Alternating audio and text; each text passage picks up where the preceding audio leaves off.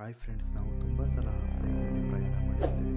Flight ಅಂದರೆ ಇಷ್ಟ ಇಲ್ಲದೆ ಇರೋರು ಯಾರೂ ಸಹ ಇಲ್ಲ. ಮನಸ್ಸಲ್ಲಿ ಸ್ವಲ್ಪ ಭಯ ಇದ್ರೂ ಸಹ ಹೇಗಾದರೂ ಮಾಡಿ ಫ್ಲೈಟ್ನಲ್ಲಿ ಹೋಗಬೇಕು, ಫ್ಲೈಟ್ನ ಒಳಗಡೆನಾದರೂ ಹೋಗಿ ನೋಡಬೇಕು ಅನ್ನೋ ಆಸೆ ಎಲ್ರಿಗೂ ಸಹ ಇದ್ದೇ ಇರುತ್ತೆ.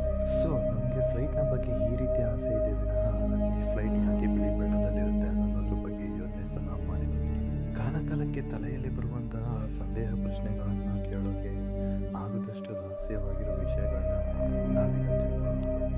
ಫ್ಲೈಟ್ಗಳು ಯಾವಾಗಲೂ ಸಹ ಬಿಳಿ ಬಣ್ಣದಲ್ಲೇ ಇರುತ್ತೆ. ಕೆಲವೊಂದು ಡಿಸೈನ್ ಮತ್ತು ಕೆಲವು ಭಾಗಗಳನ್ನು ಬಿಟ್ಟರೆ ಪ್ರಧಾನ ಬಣ್ಣವಾಗಿ ಬಿಳಿ ಬಣ್ಣನೇ ಆಗಿರುತ್ತೆ. ಈ ಬಿಳಿ ಬಣ್ಣ ಅನ್ನೋದು ಸೂರ್ಯನ ಬೆಳಕನ್ನು ಪ್ರತಿಫಲಿಸುವಂತಹ ಬಣ್ಣ ಅಲ್ಲದೆ ತನ್ನ ಮೇಲೆ ಯಾವುದೇ ನೆರಳು ಬಿದ್ದರೂ ಸಹ ಅದನ್ನು ಬಿಳಿ ಬಣ್ಣವಾಗಿ ಪ್ರತಿಫಲಿಸುತ್ತೆ.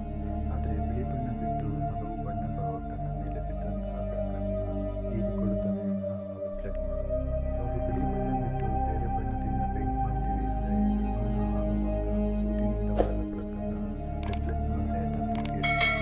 ಇದರಿಂದ ವಿಮಾನದ ತಾಪಮಾನ ಸಹ ಹೆಚ್ಚುತ್ತೆ. ಈ ಬಿಳಿ ಬಣ್ಣ ವಿಮಾನ ಆಕಾಶದಲ್ಲಿ ಹಾರುವಾಗ ಅಷ್ಟೇ ಅಲ್ಲದೆ ಅದನ್ನು ರನ್ವೇನಲ್ಲಿ ನಿಲ್ಲಿಸುವಾಗಲೂ ಸಹ ಉಂಟಾಗುವ ತಾಪಮಾನದಿಂದ ರಕ್ಷಿಸಿ ಅಪಾಯವನ್ನು ತಪ್ಪಿಸುತ್ತೆ. ಪ್ಯಾಸೆಂಜರ್ ಫ್ಲೈಟ್ಗಳನ್ನು ತುಂಬ ಸೂಕ್ಷ್ಮವಾಗಿ ಗಮನಿಸಿ ಅವುಗಳನ್ನು ಫ್ಲೈ ಮಾಡಬೇಕು.